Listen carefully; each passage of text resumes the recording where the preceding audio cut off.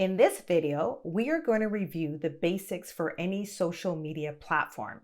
Sometimes we forget to go back after we've set up our social media accounts and review what we are doing and if we are doing everything we can to grow our social media.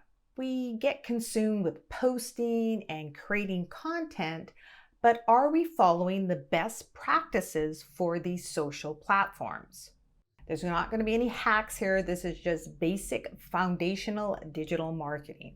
My name is Tracy and welcome back to my channel where I break down digital marketing for the small business owner and entrepreneur. My mission is to simplify the steps to growing your business online, allowing you to create more time to lead a balanced business life. If this is a type of content you want to consume, make sure to subscribe to my channel and hit the notification button for more videos. Now let's get started. Most people might not include the first few items I did on my list, but they're important as far as I'm concerned, so I'm going to include them. So the number one thing I want you to do right now is have you put social sharing buttons on all of your marketing material. Social sharing buttons on anything that doesn't already allow you to share, like perhaps your website or blog posts, depending on what platform you use to host your website. And even if you use platforms that do allow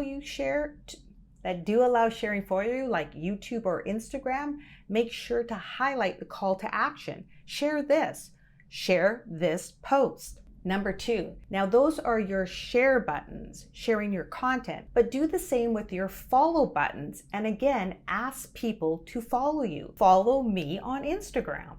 Number 3, now we're going to go to our mobile phone and check your website and make sure we can see those buttons on your mobile phone, and are they easy to access? Or do they get cut off because you haven't looked at your website for a while and it isn't mobile friendly? If you can see and click on the buttons, great. And if not, make sure to fix that. Number 4, if you want to merge online with offline, use a QR code. That way printed material can still get you a follow. When they scan your code, send them to one of your social media accounts or a page with all of them.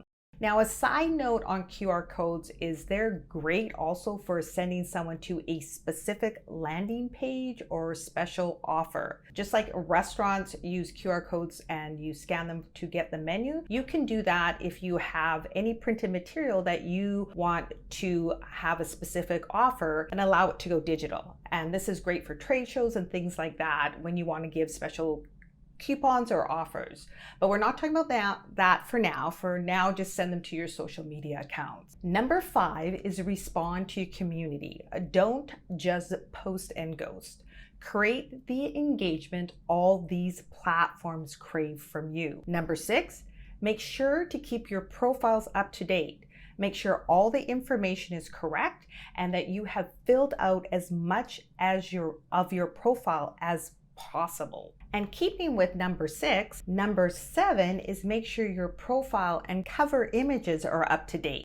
And yes, you can update your cover photo on any of the platforms that offer them as many times as you want. Platforms like Facebook and Pinterest.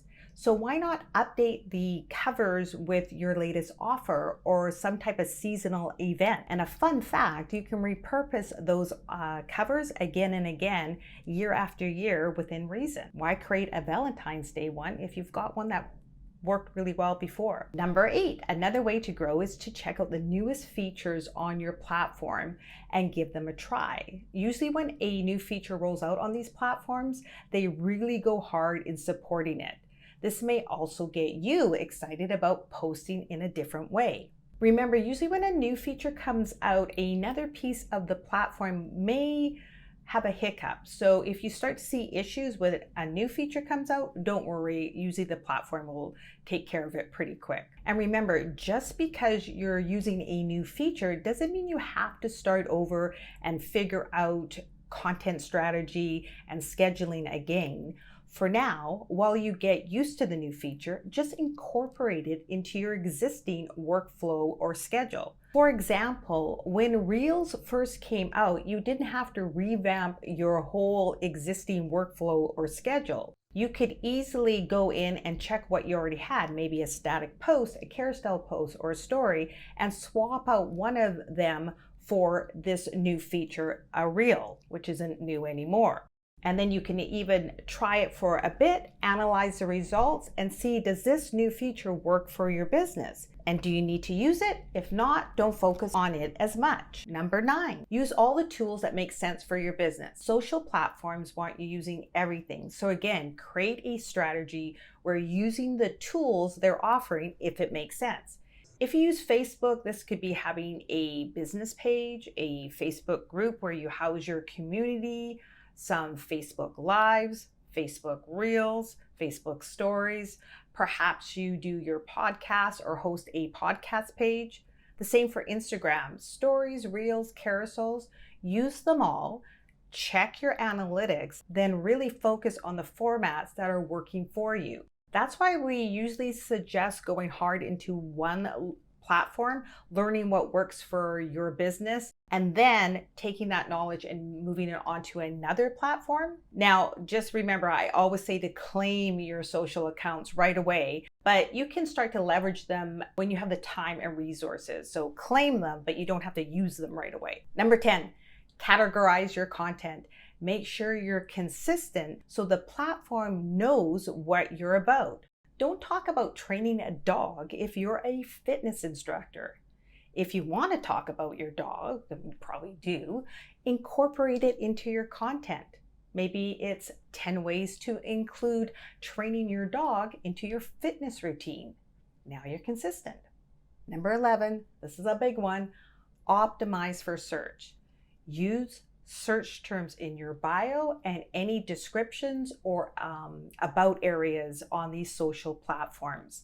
It's huge. And number 12, going in with that, keywords in your captions, your post content, your description. Make sure you're sprinkling your search terms all in your content. So what you want to do is make sure that your bio is optimized for your search terms and your keywords, and then your content is optimized for your search terms and keywords, and then you're telling the platform exactly what you're about and who your audience should be. They'll do a lot of the heavy lifting if you're clear on this part of it. Keeping consistent with what I just said, number 13 is matching your content to the search to make sure it's intentional and it's relevant.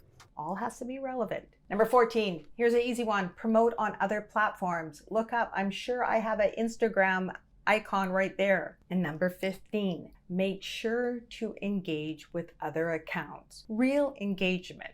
Who knows, you might even start a conversation with people you could collaborate with, which is my number 16. Collaborate with other accounts. Now, if you take the time to review and just make sure you do the foundational work on your social platforms, you will set yourself up where your content now has a real chance of reaching your target market. And that's it. We're done. Make sure to watch this video on how to help you with your digital marketing and grab my free resource. The link is in the video description box below. And thank you for watching. If you like this type of content, make sure to like it, subscribe, and hit the notification button and share with your friends. And I hope to see you on the next video.